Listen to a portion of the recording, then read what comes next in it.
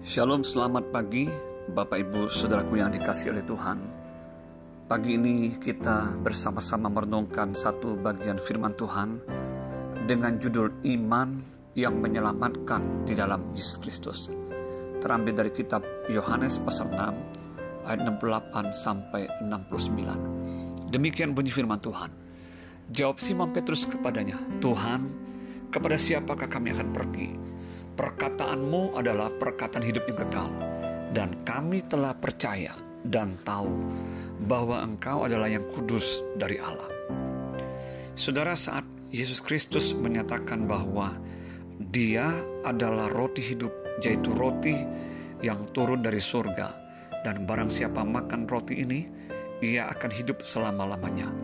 Banyak orang Yahudi tergoncang imannya, dan tidak sedikit yang meninggalkan Yesus.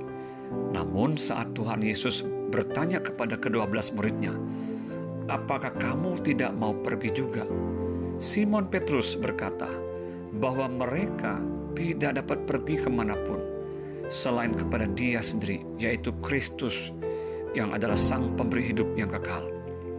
Petrus menegaskan bahwa mereka telah percaya dan tahu bahwa Dia adalah yang kudus dari Allah.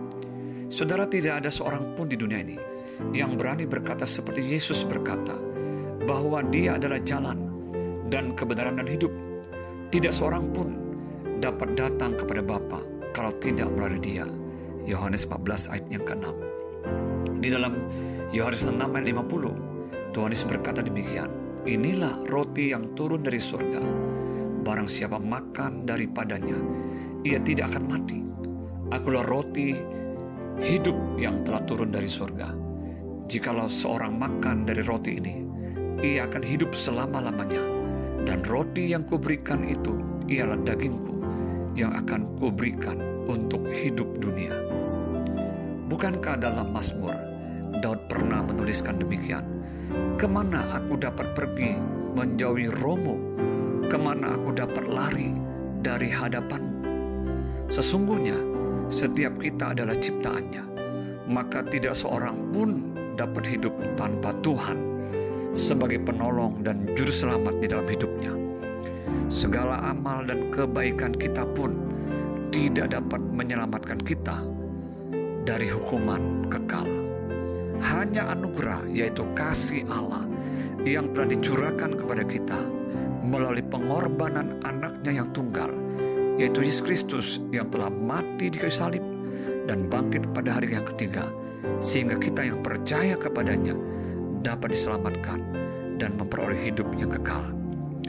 Saudara, saat ini biarlah seluruh hati dan hidup kita tertuju kepadanya.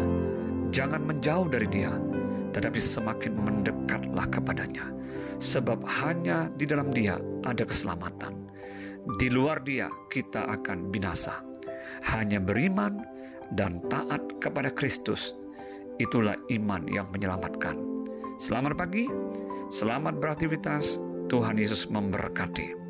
Amin.